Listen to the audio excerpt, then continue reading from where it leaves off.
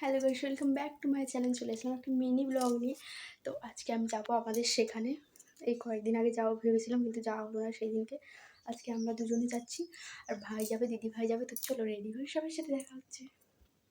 তো গাইস আমি রেডি হয়ে নিচে চলে আসলাম, আর এইদিকে দিদি ভাই আর নীলও রেডি হয়ে গেছিলো। নীলের জুতো পরছিল আর চিৎকার করছিল। দেখো কত সুন্দর লাগছে ওকে, কিউট কিউট লাগছে। কেমন লাগছে তোমরা কিন্তু অবশ্যই কমেন্টে জানিও।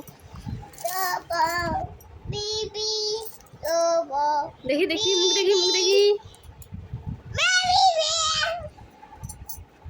তারপরে আমরা চলে আসলাম এখানে। তো আমার তো খুবই আনন্দ লাগছিল। এসে আমি একটা শুরু করে দিয়েছিলাম থামস আপ, সবাইকে স্প্রাইট দিয়েছিল, নীলকেও দিয়েছিল স্প্রাইট, কিন্তু ওটা খেয়েছিল না। আর এখানে দেখো মা আর বোন করে ডিম টোস্ট দিচ্ছিল সবাইকে। আর তারপরে চলে আসলাম ওই যে ফুচুর কাছে দেখা করার জন্য, অনেক দিন পরে এলাম ওর কাছে। আর বাড়ি এসে এখন খাওয়ার জন্য মা সব কিছু রেডি করছিল, আমরাও খেতে বসবো।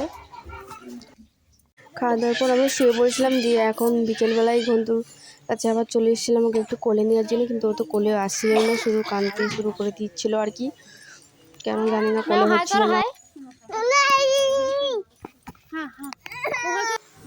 তারপর এখন মা যে ফল কাটছিল, দিয়ে সবাইকে ফল দিচ্ছিল। আর তারপর সঙ্গীতাও এলো, ওকে দেখেছিলাম আমি ফোন করে, অনেকদিন পর ওর সাথে দেখা হলো, ভালো লাগলো। যতবারই আসি ওকে ফোন করে দেখা করার জন্য।